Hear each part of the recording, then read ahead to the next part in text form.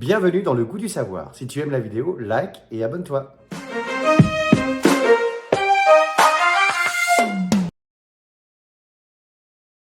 Hop, voilà, regarde, on met ton petit logo pour les gens qui veulent aller te suivre sur Instagram. On a ton Insta qui s'est marqué en bas.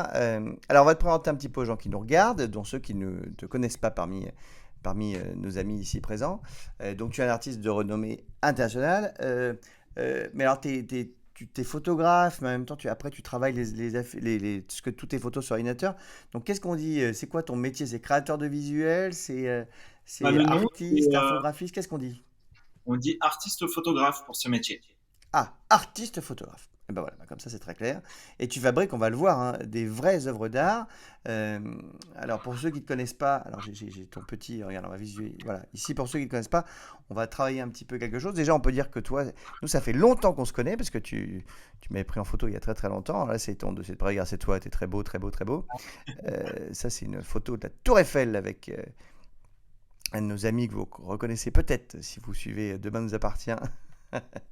qui était Le qui est, grand acteur. qui est dedans. Voilà, on voit plein de choses. On va passer ta bio. Voilà, ça c'est quand une de tes œuvres a été exposée à New York. Ça c'est la Oui, classe quand même. à Times Square pendant une semaine pendant le Harmony Show. Donc du coup, je suis allé évidemment sur place pour voir ça de mes propres yeux parce que c'est pas tous les jours qu'on a cette Ouais. chance d'avoir son art en immense à Times Square. Et donc c'était jour et nuit pendant une semaine. Le Harmony Show, en fait, c'est un salon international d'art contemporain. Donc c'était vraiment le moment où il fallait être à New York artistiquement parlant. Voilà, on va regarder un petit peu tes œuvres. Je passe ça très très vite. Voilà, on va voir. Il y a un endroit avec plein de photos. Ton processus créatif, tes partenaires. Voilà, regarde. Voilà, on voit quelques images. Ça c'est quand tu as fait les Dieux du Stade, hein, parce que tu as fait le calendrier une année. Oui, j'ai fait. Alors pour cette année-là, en 2019, ils voulaient vraiment faire quelque chose avec un artiste. Ils ont beaucoup travaillé avec des photographes qui ont le culte du corps masculin, etc. Et là, l'idée, c'était d'aller encore un peu plus loin et donc de travailler avec, comme je disais, un artiste photographe. La différence, c'est qu'il y a un vrai travail artistique derrière qui est beaucoup plus poussé en termes de création, de montage de décors, etc. On a monté pendant 4 jours des décors entiers dans un studio. On a fabriqué les ailes pour de vrai, on a sculpté un lion dans du bois. Enfin, on a quand même fait beaucoup de choses artistiquement parlant avec les équipes. Et puis, j'ai fait aussi des photomontages. Donc, dans ce calendrier-ci, il y a 4 photomontages assez spectaculaires où on peut voir. Donc là, je me suis axé sur les dieux grecs. Donc, on pouvait voir par exemple Hercule combattant le serpent ou ce genre de choses. Voilà, c'était assez Voilà, spectaculaire. c'est tes exemples de tableaux. Donc là, tu as travaillé avec le Moulin Rouge. Hein, tu Ouais. leur as fait toute une. Donc en ce T'as- moment, on est en train de faire un énorme projet avec le Moulin Rouge où je vais raconter la vraie histoire du Moulin Rouge à travers 12 créations, donc 12 tableaux que je mets en scène du passé jusqu'au futur. En fait, l'idée, c'est de commencer en 1889 avec l'origine du Moulin Rouge, son ouverture, et de traverser le temps avec chaque image. Et à la fin, d'arriver sur ma vision du Moulin Rouge dans 100 ans. Et donc là, c'est une version futuristique du Moulin Rouge. Et donc ça commence à partir d'octobre. Donc voilà, donc là on avait fait un premier tableau pour montrer un peu l'univers et maintenant on va pouvoir commencer vraiment à étayer tout le reste. voilà. Et on voit d'autres de tes œuvres ici. Donc tout ça, c'est là où on voit, c'est ça que j'expliquais tout à l'heure, les garçons, c'est qu'en Des fait, montages. évidemment, ça n'existe pas une photo comme ça. C'est-à-dire que tu travailles ça. euh, Alors, pour celui-ci particulièrement, en ouais, revenant juste sur celui d'avant, ouais. donc c'est Dreams Roadshow et en fait l'idée c'est que j'ai photographié plein de statues dans Paris, mais plus particulièrement toutes les statues de l'Opéra Garnier et en fait je les ai rassemblées et j'ai créé vraiment une scène avec une vraie histoire parce que tous les tableaux racontent des histoires, il suffit de regarder un peu tous les symboles cachés, faut zoomer, faut aller regarder les détails. Et là, par exemple, on a une danseuse. Donc cette danseuse, en fait, je l'ai pris en photo dans le musée du Louvre. C'est une statue. Je l'ai mis dans l'ombre pour symboliser un peu une future danseuse, une future recrue de l'Opéra Garnier. Elle n'a pas encore son tutu. Et on a toutes les statues qui sont en train de lui amener un chausson. Donc, par exemple, la statue qui est tout à fait au centre, elle brandit un chausson doré. Et en fait, c'est comme s'ils allaient, il y a un cérémonial pour aller chercher cette nouvelle recrue et la mettre finalement dans la lumière pour qu'elle puisse s'épanouir et réaliser son rêve d'être danseuse à l'Opéra Garnier, par Ça exemple. me rappelle, tu sais, quand on était à l'école et qu'on devait faire les commentaires des tableaux, on imaginait toujours que parfois les gens, ils avaient trouvé des idées un peu folles et on essayait de voir la vision de l'artiste. Là, il y a du boulot, hein. C'est comme quand on voit ce magnifique visuel aussi que tu avais fait là, qui était un NFT, hein. pour celui-ci, je vais vous montrer un petit dessin parce que je commence avec un dessin. Alors regarde, on va te passer en gros ton dessin et après on va y revenir. Ah oui. Donc c'est ça, en fait, ça c'est l'origine de l'idée. Donc je la dessine et ensuite j'ai besoin de photographier tous les éléments pour pouvoir faire ça. Donc là, particulièrement dans ce tableau-là, il y a un message sur l'inclusion. Donc Oui, parce quand que on là, regarde, on voit des gens de toutes les couleurs, de toutes les formes, de toutes les tailles, voilà. de tous les genres, j'ai envie de te dire. Tout le monde est représenté sur ce tableau. Voilà, donc ça c'était vraiment l'idée de réunir tous les styles, tous les genres, tout mélanger, de faire une œuvre assez impressionnante pour ce message de l'inclusion. Et donc, comme c'était mon tout premier NFT, alors un NFT c'est quoi? C'est un NFT photo, c'est une œuvre qui est 100% digitale. Donc on l'a révélée sur la Tour Eiffel, sur un écran géant, où tu étais présent d'ailleurs, Et oui, Alex. j'étais content d'être là. Et comme je travaille avec tous les monuments historiques, je fais beaucoup d'événements dans les grands monuments. J'avais vraiment envie d'avoir un vrai message à faire passer pour mon premier NFT, et je trouvais que l'inclusion c'était un sublime message. Alors, il faut savoir qu'on l'a révélé en 2022, et je sais pas si vous avez pu voir un petit peu le paysage, par exemple dans les magazines, dans les séries télé, dans les films, etc. Il Ouais, commence à y avoir un vrai effort sur l'inclusion. Je trouvais ouais, ça très très beau, et donc je me suis dit, bah moi aussi je vais ancrer en 2022 une œuvre sur ce thème parce que ça permet de raconter qu'en 2022, il y a eu un vrai effort qui a été fait, et qu'il faut continuer dans cette voie et qu'il faut continuer à soutenir toutes les associations qui aident l'inclusion.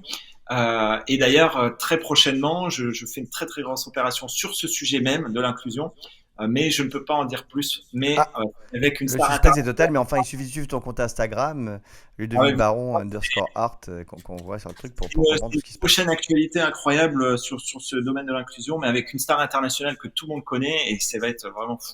Voilà, je suis hyper Ouais. heureux, on est en train de travailler sur ce projet en ce moment. Ouais, on voit ici quelques-unes de tes photos qui sont, encore une fois, j'ai dit, c'est la frontière, elle est compliquée entre la photo, le, le, le dessin, mais qui ressemble à une photo. Enfin, tu vois, tous ces trucs assez Ce qui est incroyables. Ça vous plaît, les hallucinant. garçons, là, qui connaissaient pas, là, Adrien, Nico, Cyril, vous connaissiez pas? Non, mais ce qui est Non, et hallucinant, c'est moi, c'est magnifique. le montage. Enfin, du coup, maintenant, on sait que c'est un montage. Alors, il y a des fois, on pourrait le deviner, mais c'est les lumières. Enfin, tout donne l'impression que ça a été fait en une prise, finalement. C'est ça qui est incroyable. Toutes les lumières. Enfin, là, celle-là, elle est juste hallucinante aussi. Enfin, c'est incroyable. Ouais, il y a un vrai travail sur la lumière, et je dirais Mm. toujours à ceux qui veulent faire de la photo, ou en tout cas des passionnés qui veulent aller plus loin dans ce métier, la lumière c'est vraiment extrêmement important. Je pense que c'est l'élément Ouais. central sur lequel il faut vraiment travailler pour faire une bonne photo.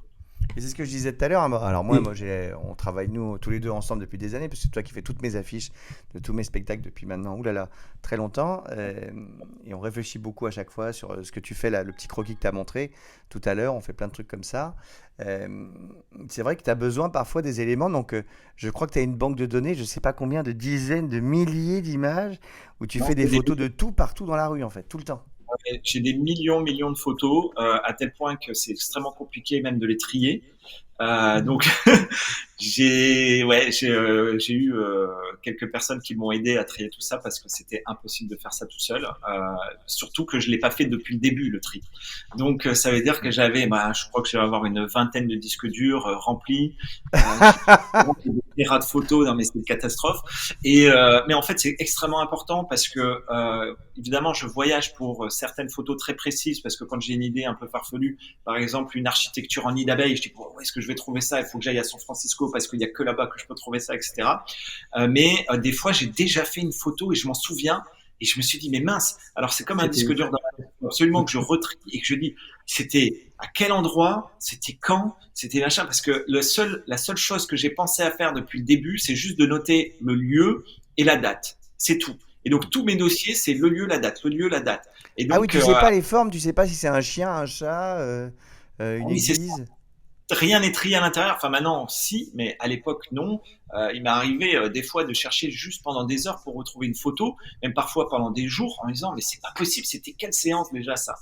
Et Et pour tout une ça pour petite après anecdote, mettre ça dans un petit coin de ces grandes images qu'on a vues, hein, de ces Ouais, ouais. magnifiques images qu'on voit ici, qui Cette sont anecdote à raconter sur mon expérience des shootings photos un peu abusifs parce que faut pas traîner avec moi dans la rue parce que je suis insupportable. Je suis tout le temps en train de prendre des photos, donc je m'arrête tous les 2 minutes. Mais une fois, j'étais à Ah, Rome c'est et sympa pour donc les gens qui partagent ta vie. l'histoire elle est rigolote parce qu'il y avait le Colisée, donc c'est magnifique. Donc tous les touristes prenaient en photo le Colisée, etc. Et moi, je me dis non, je vois une plaque d'égout avec une vis magnifique. Cette petite vis, je la voulais absolument parce que je me suis dit, elle va m'être utile pour la mettre sur un banc, pour transformer la vis du banc, etc. Bon, bref, c'est un petit détail, mais je la trouvais belle sur cette plaque d'égout. Et du coup, je me mets à prendre en photo dans tous les angles cette plaque d'égout. Et là, je me souviens, il y a un touriste qui me voit faire. Donc, faut imaginer la petite bande de touristes chinois, tous ensemble, avec la photo, qui sont hyper heureux d'être à Rome, en train de prendre le Colisée, et il me voit faire. Et La du plaque coup, d'égout. vraiment investi et passionné pour cette plaque d'égout, il vient lui aussi prendre en photo.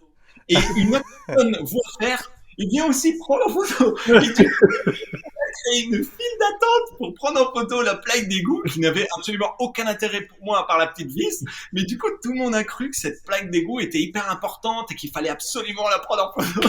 Et du C'est coup, magique. C'est la magie du monde actuel, tu sais. Voilà ce qui se passe.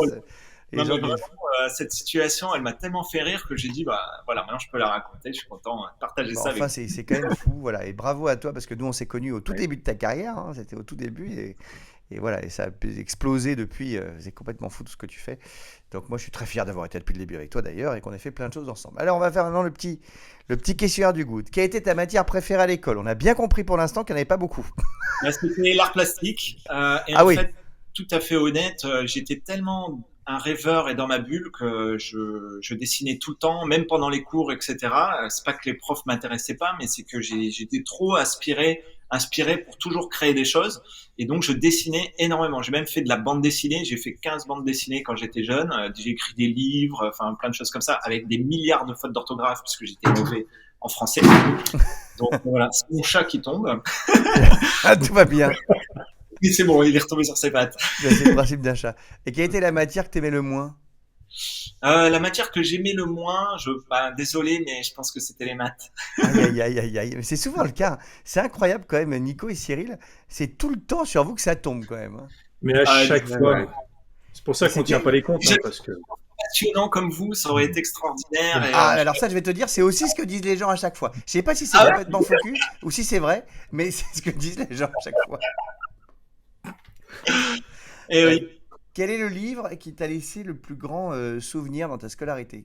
Alors, il m'a tellement laissé des beaux souvenirs que je l'ai même ici. J'ai la Oh là chance là! que je l'ai Ah oui, offert, carrément. que c'était mon livre préféré quand j'étais petit. Et c'est Le Petit Prince. Alors, je le conseille à tous les parents pour l'offrir à leur enfant. Il est magnifique. Il va vraiment vous transmettre des très très belles valeurs, ce livre. Eh ben, c'est beau, c'est beau. Et est-ce qu'il y a un film de ton enfance dont tu te souviens qui t'a inspiré, peut-être, donné des Oui, idées? Ah, complètement. Titanic. Je me souviens que c'est le premier film que j'ai vu au cinéma bah, j'ai été complètement subjugué par ce film. Il est toujours aujourd'hui dans mon top 3. bah, je te Euh, rassure, il est plus dans le top 3 des films des succès mondiaux, il est passé quatrième, parce qu'Avatar est passé devant, mais c'est le ah ouais, quatrième plus grand succès de l'histoire du cinéma quand même. C'est mais le c'est- troisième avant qu'Avatar 2 n'arrive. Moi, je l'ai vu 10 fois ce film et j'ai pleuré, mais la première fois que je l'ai vu, j'ai pleuré pendant 10 minutes dans la salle. ah ouais. Je Je veux conseille pas. la version 3D parce qu'elle est spectaculaire. Ouais, ouais, voilà, faut aller le revoir. Il est ressorti il y a pas longtemps d'ailleurs au cinéma. Oui. Grand chef-d'œuvre. Et oui, toi, quand tu l'as vu, c'était ton premier film. Moi, ça devait être le 124e, donc je suis beaucoup plus vieux. C'est terrible. Est-ce que tu te rappelles le prénom de ton premier crush à l'école? Oui, Émilie. Alors elle, c'était la première de la classe. Donc elle était tout. Faut savoir que dans ma classe, quand j'étais petit, les mauvais ils étaient tout au fond et les très bons ils étaient tout devant. Et c'est la Oh, c'est maîtresse. bizarre ça. Alors c'était horrible. Donc du coup, en fait, on avait vraiment une sensation. On voulait monter devant, on voulait être plus devant. En fait, parce que non mais je pense qu'elle avait fait ce concept-là pour nous mettre la pression. Sauf que moi, je suis resté tout au fond de la classe toute l'année. Ah, ah. Et donc, il faut imaginer la scène. j'avais mon crush, elle s'appelait Émilie, elle était magnifique, ses petites bouclettes. J'aimerais bien la retrouver sur Copain d'avant ou un truc comme ça, Bah, juste pour peut-être aller. que c'est fait là, peut-être que tu vois, le fait d'avoir fait ça, c'est parti. Et complètement, peut-être si ça se trouve, Émilie nous regarde aujourd'hui, on verra un jour cette vidéo, on a le replay. Mais voilà, donc avec Émilie, je voulais vraiment la séduire, alors je lui avais fait un magnifique dessin, etc. Et donc je vais la voir sous les yeux de la maîtresse, puisqu'elle était au premier rang, et donc je lui donne mon dessin, ma petite lettre d'amour, et je veux lui déclarer ma flamme. Et la Ah oui, maîtresse, c'est quand même risqué quand même. et c'est complètement risqué, surtout à cause de la maîtresse. Imaginez, c'est horrible ce qu'elle a fait. Elle a regardé la scène et elle a dit à Émilie quelque chose. Je n'ai pas su ce qu'elle a dit, mais un truc du genre, c'est pas une bonne fréquentation. Regarde où il est dans la classe, il est tout au Oh, fond. quelle horreur! Mais donc, Il est au fond de heureusement la que les ligne. profs sont pas comme ça. Vous êtes pas comme ça, Nico, Cyril, Non, Adrien, non, non, non. rassurez-moi. Imaginez le Non. traumatisme que j'ai vécu. J'étais un enfant amoureux, quoi. Et donc, je donne mon dessin, je la vois parler à la prof, et après qu'elle ait parlé à la prof, elle prend mon dessin, elle le chiffonne comme ça, et le met à la poubelle. Et moi, Non. Adrien est horrible. traumatisé. franchement, c'était un traumatisme pour moi. Et du coup, je suis resté au fond de la salle toute l'année. Voilà. Mais c'est horrible, quelle histoire. Et la plus grosse bêtise que tu faite à l'école, je crois que ça a été très très risqué, hein. Ah oui, alors ça c'est horrible. Alors, faut que je mette dans le contexte d'abord. On a fait un voyage scolaire à Paris. Il faut savoir que j'habitais à Lille quand j'étais petit. Et donc, on fait un voyage scolaire à Lille et j'avais juste un tout petit peu d'argent de poche et je vois qu'il y a un briquet avec une petite tour Eiffel qui est exactement dans le prix de ce que j'ai. Et je le trouve beau parce qu'il y a un beau dessin, etc. dessus. Et donc, je dis, ah bah, je vais acheter un briquet. Mais je savais pas trop quoi faire d'un briquet, en vérité. Donc, j'achète ce briquet. Tout le monde me voit faire. Tout le monde sait que j'ai acheté ce briquet. Voilà, ça c'est le premier élément de l'enquête. Ensuite, deuxième élément, je dessinais énormément et je signais toujours mes dessins, Ludovic Baron à la fin. Voilà, ça c'est le deuxième élément de l'enquête. Et puis un jour, il y a un toilette qui a pris feu dans l'école. Et je suis convoqué par la directrice à la suite de ce feu déclaré dans l'école. Alors, quelque chose à ne pas faire évidemment, il y avait deux preuves. Tout le monde savait que j'avais acheté un briquet, et donc tout le monde savait que j'étais en possession d'un briquet. Et deuxième chose, il y avait un tout petit coin de dessin brûlé avec Ludovic Baron. Et voilà, et on a su que c'était moi, évidemment, bah, le blâme, etc. Alors je conseille à personne de faire ça. En fait, je m'en rendais pas compte que Mais c'était. t'avais brûlé ton dessin? Ah oui, j'ai fait brûler un rouleau de papier de Bon, toilette. évidemment, alors ne pas faire les enfants, hein. Faut surtout pas faire ça à la maison, à Ça, l'école, n'importe où. très très très grosse bêtise. C'est une très grosse bêtise. Ah oui, là, c'est la plus grosse que tu peux se faire. Oui. Oui. En fait, ça aurait pu être vraiment extrêmement grave. La chance que j'ai eue, c'est que j'ai jeté le papier de toilette dans les toilettes et j'ai tiré la chasse, ce qui fait que ça s'est éteint. Mais Heureusement. bon, si j'avais pas eu cette chance, peut-être ça aurait pu être dramatique. Et voilà, des fois on se rend pas compte, mais il faut vraiment mesurer. Et c'est pour ça, c'est l'importance aussi des parents d'éduquer sur les dangers comme le feu, etc. Et plus jamais j'ai touché un briquet, évidemment, je l'ai jeté, etc. Et, C'est bien. voilà. Et du coup, tu fumes pas, et ça, c'est très bien aussi. Et je suis pas en Euh, plus. Et voilà. Et il y a Ludovic qui nous dit que sa matière préférée, c'est les maths. Ludovic, je vais poser ta question après à Ludo, une fois que j'aurai posé l'autre question. Donc, visiblement, tu l'as su très tôt, mais à quel âge tu as su que ton métier serait de devenir comme ça, artiste photographe? Alors en fait, déjà quand j'étais petit, je voulais être artiste, ça c'était sûr. Je voulais même faire des films. J'ai commencé quand j'étais plus jeune à 16 ans, j'avais déjà réalisé un film de 45 minutes avec une avant-première que j'ai fait dans le restaurant de ma mère, etc. Mais ce qui m'a vraiment par la suite donné envie de faire de la photo, c'est que ma mère m'a offert un appareil photo. Et ça a tout changé pour moi parce que à partir du moment où je l'ai eu en main et que j'ai commencé à faire des photos, je me suis aperçu que je pouvais raconter des histoires aussi pour la photo. Voilà. Voilà. Et ce qui Donc, est à important, tout jeune. Et je pense que le plus important, c'est d'essayer une activité et de se rendre compte si ça nous plaît ou pas.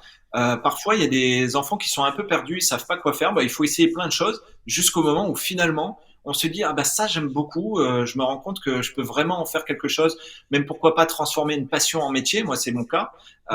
On peut se dire que des passions peuvent aussi devenir des métiers quand on a vraiment une détermination, qu'on est prêt à devenir finalement entrepreneur, parce que ben quand on est passionné et qu'on le transforme en métier, on est quand même obligé de savoir un peu tout faire autour, comme la communication, etc. par exemple.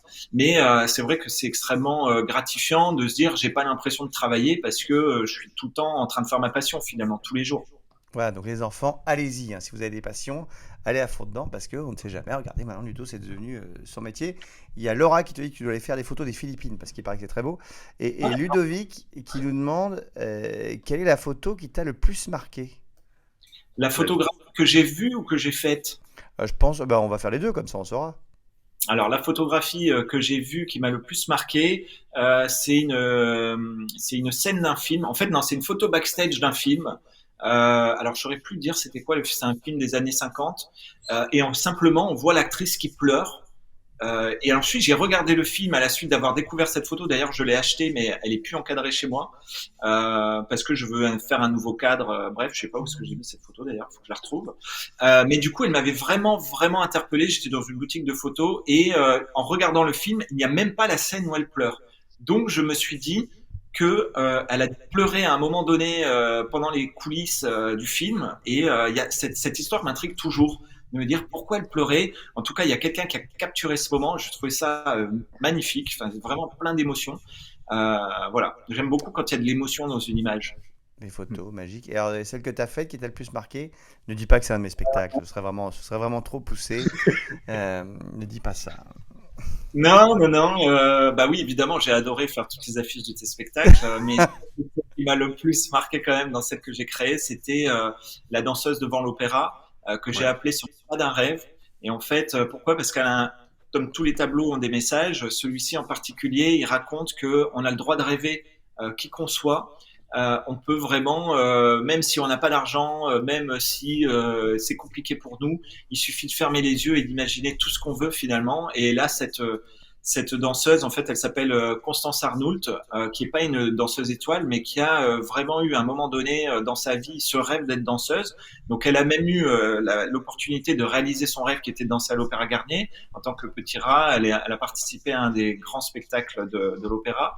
Et elle m'a beaucoup touché quand je l'ai rencontrée, et ça m'a inspiré cette histoire, ce tableau que finalement, cette Constance, qui est d'ailleurs devenue actrice et qui dirige un super média qui est vraiment incroyable, qui s'appelle L'Éloge. Elle fait l'éloge de beaucoup de spectacles, de livres, etc., d'auteurs.